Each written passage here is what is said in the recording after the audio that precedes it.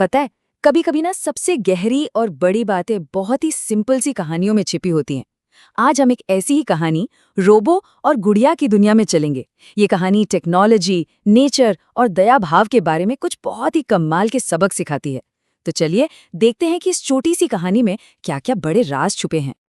कहानी की शुरुआत होती है इन प्यारे से शब्दों से, और बस इतना सुनते ही हम एक ऐसी दुनिया में पहुंच जाते हैं जहां टेक्नोलॉजी कोई ठंडी या बेजान चीज नहीं है, बल्कि दोस्ती और अपनेपन से भरी हुई है। ये सिर्फ एक मशीन का इंट्रोडक्शन नहीं, ये एक नए रिश्ते की शुरुआत है। तो चलिए कहानी के पहले हिस्से में चलते हैं। यहाँ हम देखेंगे कि कैसे दोस्ती और कुछ नया बनाने की चाहत से एक बहुत ही अनोखी और मतलब भरी दोस्ती जन्म लेती है। ये सिर्फ कुछ बनाने के बारे में नहीं है, ये एक गहरा रिश्ता बनाने के बारे में है। इस कहानी का दिल है आरव। वो कोई आम बच्चा नहीं है, उसके पास एक इंजीनियर का दिमाग है और एक आर्टिस्ट का दिल। उसे बेकार चीजों में भी एक मौका, एक संभावना नजर आती है। और सच कहें तो यही सोच इनोवेशन और सस्टेनेबिलिटी की असली जड़ है। रोबो के बनने का जो प्रोसेस है ना, वो अपने आप में कितना कमाल का है। वो किसी हाईटेक लैब में नहीं बना, बल्कि पुराने और बेकार समझे जाने वाले सामान से बना है। ये हमें याद दिलाता है कि कुछ नया बनाने के लिए हमेशा नई चीजों की जरूरत नहीं होती, बस एक नई सोच चाहिए होती है। आरव ने रोबो को सिर्फ बनाया ही नहीं, उसे अच्छी बातें भी सिखाईं। ये दोस्ती सिर्फ साथ में खेलने तक ही नहीं थी, बल्कि रोबो को एक मकसद देना था, उसे दुनिया के लिए अच्छा और मददगार बनाना था। और अब कहानी एक ऐसा मोड़ लेती है जो हमें सीधे इसके असली मुद्दे पर ले आती है। ये अब सिर्फ रोबो के बनने के बारे में नहीं है, बल्कि ये उसके कामों के क्यों के बारे में है। और यहीं से कहानी का असली मतलब सामने आने लगता है। यहाँ हम एक ऐसी प्रॉब्लम देखते हैं जो हम सब के लिए बहुत जानी पहचानी है, हमारे आसपास के माहौल को नज़रअंदाज करना। वो पार्क जो बच्चों के खेलने की जगह होनी चाहिए थी, अब धीरे धीरे कचरे का ढेर बनता जा रहा था। और तभी रोबो एक बहुत ही सरल लेकिन बहुत गहरा सवाल पूछता है। ये सिर्फ एक सवाल नहीं है, ये एक तरह की वेकअप कॉल है।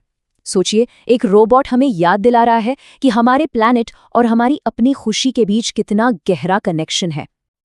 मुझे तो ये शब्द मिनी मिशन बहुत अच्छा लगा। ये दिखाता है कि बदलाव लाने के लिए हमेशा बड़े बड़े आंदोलनों की जरूरत नहीं होती। छोटे छोटे फोकस्ड कदम भी कितना बड़ा असर डाल सकते हैं। यह है ग्रासरूट लेवल पर काम करने की पावर। तो उनका ये मिनी मिशन उन्हें आगे कहाँ ले गया? एक ऐसे रास्ते पर जिसकी उम्मीद नहीं थी, लेकिन जो बहुत पावरफुल था, संगीत।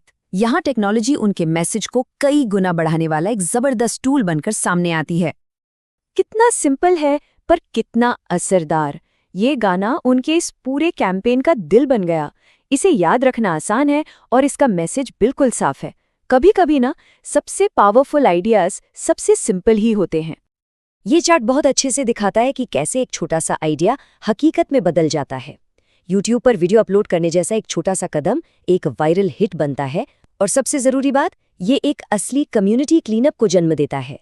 ये डिजिटल दुनिया और असल दुनिया के बीच एक बेहतरीन कनेक्शन है। पार्क तो अब साफ हो गया है, लेकिन कहानी यहाँ खत्म नहीं होती। असल में अब हम कहानी के सबसे गहरे और इमोशनल हिस्से की तरफ बढ़ रहे हैं, जो सिर्फ पर्यावरण के बारे में नहीं, बल्कि दया और देखभाल के बारे में है। ये कहानी का एक बहुत ही अहम मोड़ है। ये सिर्फ एक और कचरा नहीं है, ये एक तरह का इम्तिहान है। एक टूटी हुई गंदी गुड़िया जिसे शायद हर कोई देखकर अनदेखा कर देता। और यहाँ दो अलग अलग दुनियाओं की सोच टकराती है। एक तरफ है यूज एंड थ्रो वाला कल्चर और दूसरी तरफ है देखभाल और मरम्मत करने की फिलॉसफी। रोबो जो खुद टूटे हुए हिस्सों से बना है, वो टूटी हुई चीजों में भी वैल्यू देखता है। और ये लाइन, वाह, सच कहूं तो यही इस पूरी कहानी का दिल है। एक ऐसी दुनिया में जो अक्सर टूटी हुई चीजों को फेंक देती है, रोबो हमें उन्हें ठीक करने की याद दिला रहा है। और ये मैसेज सिर्फ चीजों तक ही नहीं, ये हमारे रिश्तों पर भी उतना ही लागू होता है। और इस गुड़िया को एक नाम मिलता है, आशा।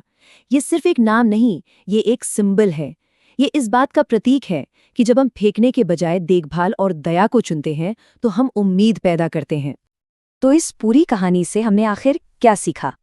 अब हम सभी सबकों को एक साथ जोड़कर उस एक पावरफुल आइडिया को देखेंगे जो ये कहानी हम सबको देना चाहती है। तो ये है 3 मेन टेकअवेज। पहला, नेचर के प्रति हमारी सबकी जिम्मेदारी। दूसरा, दोस्ती और चीज़ों का असली मतलब। और तीसरा, टेक्नोलॉजी को अच्छाई के लिए एक टूल की तरह कैसे इस्तेमाल किया जाए। और ये सब कुछ इस एक खूबसूरत और यादगार फॉर्मूले में समा जाता है। यही इस कहानी का अल्टीमेट मैसेज है।